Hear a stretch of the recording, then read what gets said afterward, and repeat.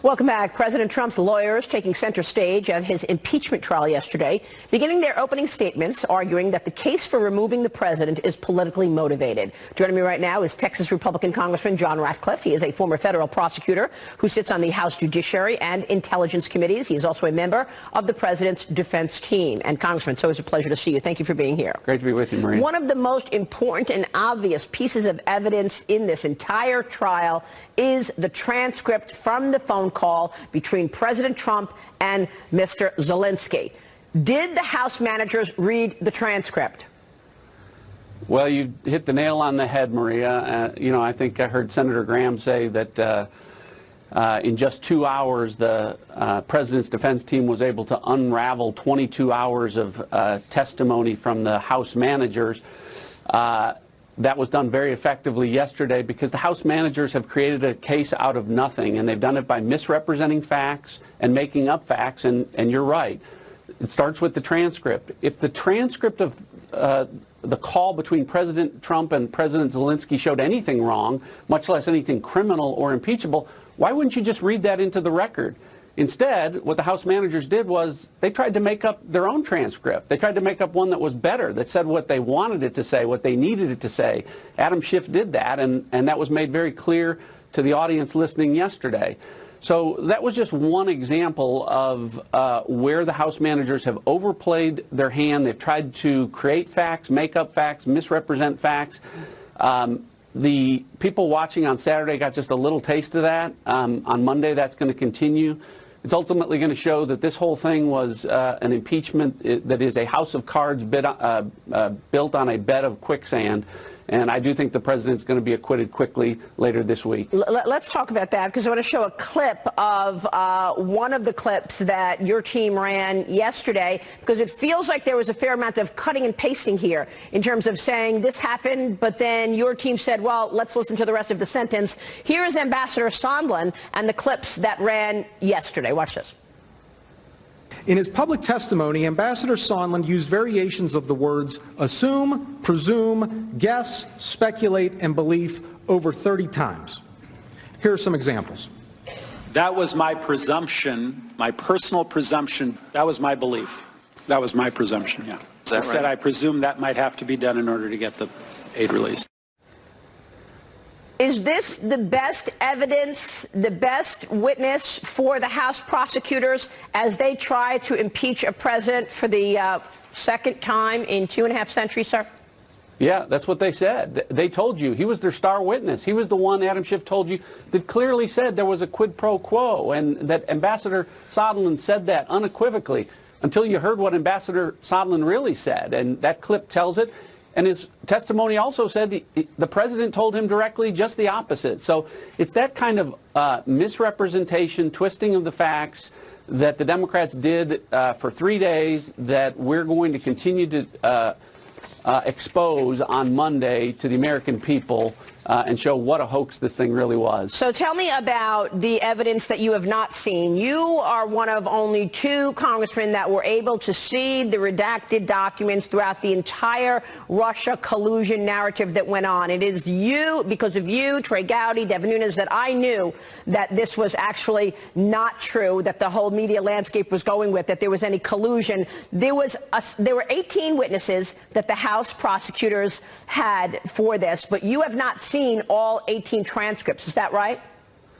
That's exactly right, Maria. The House managers kept putting up charts talking about the 17 witnesses, but there were 18. The 18th was the Inspector General of the Intelligence Community, Michael Atkinson. He was the second witness interviewed on October 4th. I was there.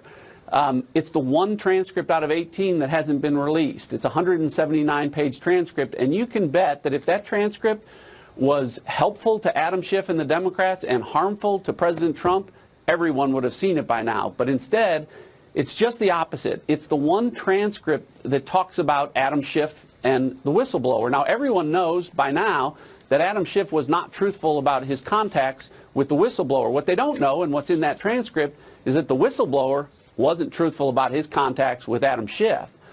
This whole thing started, Maria, when a whistleblower filed a complaint with the Inspector General under penalty of perjury that wasn't true and correct, made representations in writing and then verbally that weren't true and correct. And when we found that out and tried to get into the details of that, Adam Schiff, who was in charge of this investigation, shut it down, and now he's trying to bury that transcript. Now, this is not very different than what we saw over the 2.5 years of hysteria the country went through, where Adam Schiff went on the news, went on a lot of TV shows, and I remember specifically what he said. He said, there is collusion in plain sight. He said it over and over again. And what we've learned this week from the Department of Justice was that Carter Page FISA warrant lacked probable cause. The Department of Justice admits in declassified assessment that there was unlawful surveillance against Carter Page, exactly the opposite of what Adam Schiff wrote. Let's show this tweet that Adam Schiff put out back in 2018 after your colleague Devin Nunes came out with the Nunes memo, basically detailing all the wrongdoing that happened at the top of the FBI. He writes, the release of the Carter Page FISA application makes clear once again that the FBI acted lawfully and appropriately. This hasn't stopped the president and Republicans from repeating the same fraudulent talking points in the discredited Nunes memo. Now, more than a year later, we know for a fact that the Nunes memo was accurate and the Nunes memo was truthful. And Adam Schiff, I don't know what he was looking at that you weren't. Isn't it true that you and Trey Gowdy were the only two congressmen who saw the actual redacted documents, and that's how you knew there was no collusion and that he was being framed? The other person to see those same documents that you saw was Adam Schiff. How is it possible that you came on this program a year ago and said, Maria, there's exculpatory evidence, and Adam Schiff wrote a tweet like that? Yeah. Well, you're right, Maria. Trey and I were the designees on our side able to see those documents. Adam Schiff was one of the designees on their side that was able to see that. So you can imagine how remarkable it was for me to sit in the Senate and for 3 days listen to Adam Schiff spin this Ukraine hoax without any evidence to support it, at the same time that these details that you just mentioned, Maria, are coming out about the last hoax that he played such a prominent role in, the Russia hoax, because it was Adam Schiff who was leading the charge on that, who said he had evidence that Donald Trump was a Russian agent. He had evidence of a Russian conspiracy. And he was the one that came out and said, when we raised questions about the FISA process and the withholding of exculpatory evidence, the using of a dossier that was known to be fake and phony as the central part of it. Right. He knew all of that, and he was the one that said, no, that's not true, put out a memo, said President Trump and Republicans aren't telling you the truth about that. That's the very same person who is now out there spinning this Ukraine hoax, his latest impeachment effort. It wasn't true about Russia. It's not true about Ukraine. So part of your defense, go ahead, real quick. Well, the problem is this, is that Adam Schiff says things that he knows are not true with supreme conviction. And that's why Democrats think that makes him effective. We think that makes him dangerous. Well, it seems that part of the defense is an indictment of Adam Schiff's character. Do you believe the president will be acquitted?